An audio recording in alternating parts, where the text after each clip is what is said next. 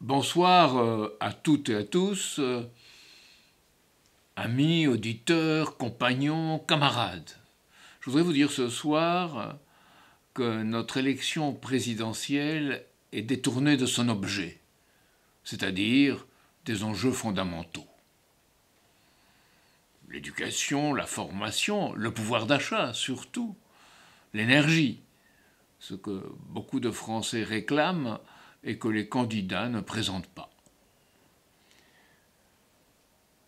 Je pense que on pourrait malheureusement penser qu'elle se trouve, disons, quelque part prise dans un contexte de détournement de ce qui devrait être une bonne politique sanitaire et en même temps du thème de l'endiguement de l'immigration,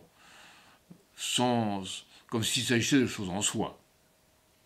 Surtout, on ne parle pas de ce qui est essentiel, de ce qui détermine ce qui se passe ici en France, c'est-à-dire la politique internationale, ce qui se passe dans le monde, dont les effets sont de plus en plus directs sur chacun d'entre nous.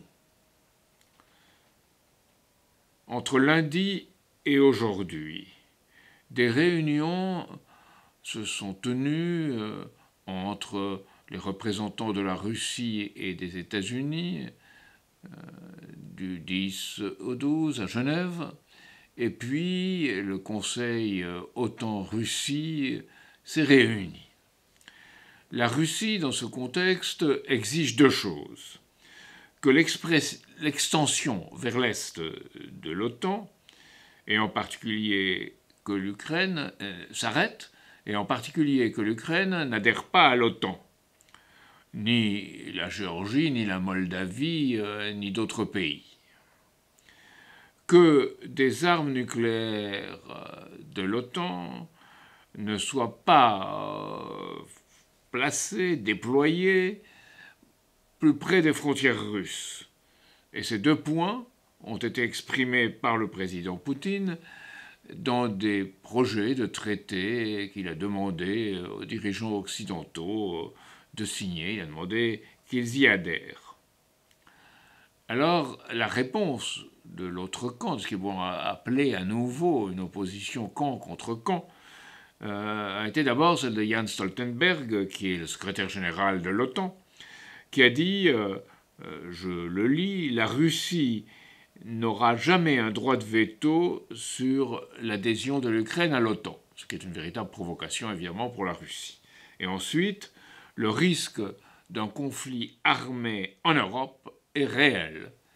Donc les choses sont dites et sont dites brutalement. Plus de 100 000 soldats russes sont aux frontières de l'Ukraine et on ne cesse de le commenter alors qu'ils y sont sporadiquement, mais ils y sont depuis longtemps, et que c'est sur le sol russe. On a parfaitement le droit de déployer ses troupes sur son propre sol. Et les Ukrainiens expriment constamment des convictions va-t-en-guerre, alimentées par différents secteurs plus ou moins sous influence de services parallèles occidentaux. Les pourparlers russo-américains de Genève ont été essentiellement une confrontation, et ceux du Conseil OTAN-Russie aussi. Alexandre Grouchko, qui est le vice-ministre des Affaires étrangères russe, a déclaré « Le bloc militaire de l'OTAN, sous la direction des États-Unis, a repris sa stratégie d'endiguement qui était celle de la guerre froide, avec l'illusion de domination généralisée. » Donc là aussi, ce sont des paroles lourdes. Le sous-secrétaire d'État américain, Wendy Sherman, a également eu des positions très dures en disant qu'il n'acceptait rien de ce que proposait Vladimir Poutine, sinon de continuer les discussions. Et Anthony Blinken, qui est le secrétaire d'État, le ministre des Affaires étrangères américain, a été encore plus virulent. Donc la tension est là et elle est très forte. Joseph Borrell lui-même, qui est le diplomate représentant les intérêts de l'Union européenne, qui est chef de la diplomatie de l'Union européenne, a déclaré qu'il était appelé à se rendre en Ukraine, et il y est actuellement, pour être sur la ligne de front. Les mots ligne de front ont été prononcés. Que veut en réalité la Russie? Elle a la conviction, et c'est une conviction qu'on doit comprendre, de faire face à une crise des missiles de Cuba à l'envers, c'est-à-dire d'une menace nucléaire à ses frontières, comme l'URSS en avait en son temps menacé les États-Unis à partir des bases de Cuba. Et on sait que les Russes à l'époque ont dû se retirer. Cette comparaison nous paraît tout à fait exacte si on voit les pays de l'OTAN déployer les armes de l'OTAN, déployées autour des frontières russes, contrairement à ce qui avait été promis au cours des négociations entre Gorbatchev et les Américains. Gorbatchev lui-même a dit d'ailleurs « Je croyais être entre hommes de bonne compagnie qui tiennent leurs promesses. Je m'aperçois que je me suis trompé sur les pays occidentaux avec lesquels il négociait. » Dans ce contexte, Poutine menace l'OTAN, et c'est aussi des paroles très lourdes, de représailles militaires et techniques si l'Ukraine intègre l'organisation du traité de l'Atlantique Nord, l'OTAN. Au-delà de l'Ukraine, la Russie cherche à mettre en place, il faut bien voir que ça va plus loin que la question de l'Ukraine, une structure de sécurité à l'échelle de l'Europe et, a-t-il souligné, et du monde eurasien, de toute l'Eurasie. La Russie défend une sécurité égale et indivisible dans la zone eurasienne, et c'est dit, clairement dit. Même si l'OTAN et la Russie n'ont pas l'intention, apparemment, de lancer une guerre, le jeu auquel se livrent les dirigeants américains, anglais et de l'OTAN, la France avec plus de réticence, bien entendu, peut mener au pire s'il continue ou s'il s'étend. Poutine, d'une part, a tracé les lignes rouges, celles dont je viens de vous parler. D'autre part, les incursions aériennes des forces de l'OTAN sont extrêmement dangereuses alors que l'accord ciel ouvert de 2012 n'existe plus. Ce sont les Américains qui s'en sont retirés les premiers, alors que cet accord permettait de mener des vols de surveillance non armés sur le territoire des États membres. Cela n'existe plus. Aujourd'hui, ces vols sont devenus des incursions, au cours desquelles les pilotes des deux parties se livrent à de très dangereuses opérations, et les pilotes des avions de l'OTAN en particulier, proches de la frontière russe, et au-dessus, au sud de la mer Noire et au nord de la mer Baltique. Dans ces conditions aussi, la Finlande, la Suède, jusqu'alors neutre, et la Moldavie ont exprimé l'intention, elles aussi, d'adhérer à l'OTAN. Donc, cela fait autant de casus belli dans ces conditions. Notre conviction est que la Russie a raison d'exiger un accord de sécurité en ce qui concerne ses frontières et l'Ukraine. Une architecture globale, de plus, nouvelle, est donc nécessaire pour remplacer le système de l'OTAN, disons, qui est de nature à mener à des conditions proches d'un conflit, proches de la guerre. Enfin, les sanctions occidentales évoquées contre la Russie, dans le cas où elle interviendrait militairement en Ukraine, sont certes économiques, entre guillemets, mais il s'agit de bloquer l'accès de la Russie au marché des capitaux internationaux, et il s'agit d'expulser la Russie de l'accord SWIFT des relations interbancaires, qui sont des mesures extrêmement graves. Certains, aux États-Unis, l'ont qualifié de bombe atomique économique.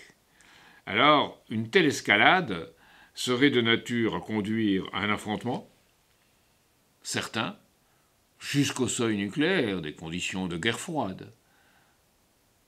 Et peut-être au-delà, ce qui serait une catastrophe pour le monde. Au-delà, si ce que je vais vous dire par la suite entraîner les conséquences qui peuvent apparaître. Résoudre réellement la question est ce que le 23 décembre 2013 avait déclaré Lyndon LaRouche, notre ami américain, dont certains hommes politiques, philosophes, dont certains ont entendu parler parmi vous, ce que notre ami Lyndon LaRouche avait dit. Pour arrêter le risque de guerre thermonucléaire, il faut organiser une reprise de l'économie mondiale. Et là est la question fondamentale. Car la cause du risque de guerre que nous courons est une situation dans laquelle l'économie occidentale se détruit elle-même du fait de la dictature financière à laquelle elle s'est soumise. Le système de Wall Street et de la City de Londres et de leurs émanations et, disons, places plus ou moins vassales dans le monde, tout ce que j'avais dénoncé dans ma campagne présidentielle de 2012 et de 2017. Les énormes dettes qui ont été accumulées ne peuvent pas être remboursées dans ce système, et dans ces conditions, l'émission effrénée de monnaie ne peut conduire qu'à une hyperinflation. Nous commençons à y être. C'est déjà aux États-Unis où les chiffres d'inflation sont les pires depuis 45 ans et ils atteignent en réel environ 10%, et peut-être même un peu plus si on tient compte des critères qui étaient appliqués avant les manipulations qui ont lieu depuis, les critères qui étaient appliqués en 1970. Ce n'est pas une inflation provoquée par des affrontements entre patrons et salariés, comme beaucoup d'entre vous pourraient le croire. C'est une inflation qui est provoquée par l'émission de monnaie, face à laquelle il n'y a pas de production, car cette émission de monnaie ne va pas à la production. C'est une émission de monnaie qui entretient le fonctionnement d'un système, pour ainsi dire, hors sol, et qui entretient ce que certains appellent aussi des entreprises zombies, qui ne survivraient pas dans des conditions réelles. Donc, en face de dollars, ou en face d'euros, il n'y a pas les productions correspondantes, ce qui crée l'inflation. On peut parler dans ces conditions d'une inflation de pénurie. Certains ont utilisé ce terme qui me paraît assez qualifié, de pénurie ou d'incapacité par le système de produire des richesses dans l'économie réelle pour assurer son avenir. Tout le système bancaire et financier occidental menace donc de s'écrouler et il ne peut survivre qu'en imposant l'austérité sociale à ses propres peuples et en même temps en s'imposant vis-à-vis de pays comme la Chine ou la Russie qui ne font pas partie de ce système. C'est pourquoi on assiste à cette activité de chantage, y compris utilisant la puissance militaire américaine, et comment ce chantage peut conduire dans sa logique, si elle continue à se manifester, à une guerre. Et c'est cela qu'il faut bien comprendre, le risque de guerre dans lequel on se trouve aujourd'hui. Et il faut le comprendre par rapport à ce lien entre le déploiement par les États de la puissance militaire et la situation financière dans laquelle se trouvent les pays occidentaux. En un mot, le train fou de l'OTAN est dopé par de la fausse monnaie émise par les banques centrales des différents pays. La solution est celle qu'avec Lyndon LaRouche, nous avons défendue depuis plus de 50 ans. Une mise en faillite ordonnée et réfléchie des forces financières occidentales qui ont provoqué ce système. C'est ce qu'on appelle une oligarchie financière. Quelques-uns ayant la même vision, qui n'est pas une vision du bien commun, ni une vision de servir les générations futures. C'est ce qu'on appelle aux États-Unis le système Glass-Steagall, celui de Roosevelt, c'est le système que nous avons eu en 1945 à la Libération, c'est la séparation entre les banques de dépôt et de crédit, celles que vous connaissez tous, des banques qu'on peut appeler banques d'affaires, mais ce n'est pas banques d'affaires qu'il faut les appeler, parce qu'elles ne font pas d'affaires, elles spéculent sur les marchés financiers, les banques de spéculation sur les marchés financiers qui interviennent sur les marchés financiers. Alors, évidemment, cette dette qu'elles accumulent de cette façon, pour pouvoir continuer à vivre, elles vivent sur la base de dette, n'a pas de rapport, ou de moins en moins de rapport, avec l'économie réelle productive. Donc il faudrait mettre cette dette qui a servi sous séquestre et voir ce qu'on en fait pour, de façon réfléchie et bien pondérée, celle qu'on élimine et celle qu'on garde. Une grande partie devrait être éliminée et l'application même de cette séparation bancaire fait qu'on ne soutienne plus les spéculateurs, donc leur système s'écroule s'ils ne sont plus soutenus par les États et leurs banques centrales. Cette dette, qui est sans rapport avec l'économie réelle, exige que l'on passe à son contraire. Son contraire, c'est un système de crédit productif public qui est mis en place, qu'il faut mettre en place. Alors ce système doit servir à refonder l'économie réelle, celle dont vous tous et moi avons besoin. C'est l'agriculture, c'est l'industrie, c'est l'éducation, c'est la santé, et c'est tout ce qui est nécessaire dans la recherche et les technologies nouvelles. Alors, ça doit être contrôlé par des banques réellement nationales, et pas des banques de banques, qui sont les banques centrales d'aujourd'hui, des banques réellement nationales, et des conseils de crédit, qui soient plus les complices des spéculateurs, mais les serviteurs de l'intérêt national et des peuples. La séparation bancaire, le crédit public productif, la Banque nationale, cela permettra de remettre le contrôle juste de pilotage, le contrôle du poste de pilotage, dans l'intérêt du peuple. C'est-à-dire de créer et de produire davantage dans l'intérêt de tous, non en contrôlant tout, mais en donnant à chacun les moyens de créer. C'est la base de la paix par le développement mutuel. Et c'est l'opposé de la dérive vers la guerre à laquelle nous assistons aujourd'hui. C'est difficile à comprendre, me dira-t-on.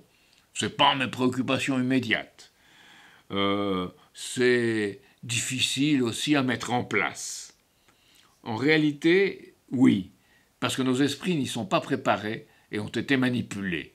Mais non, en fait, parce que c'est simplement une politique de la découverte, de la production, et donc de la vie qui correspond à ce qu'est un être humain.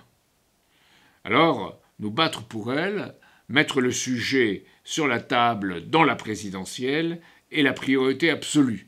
Le combat contre l'oligarchie financière, si on veut utiliser des termes plus directs.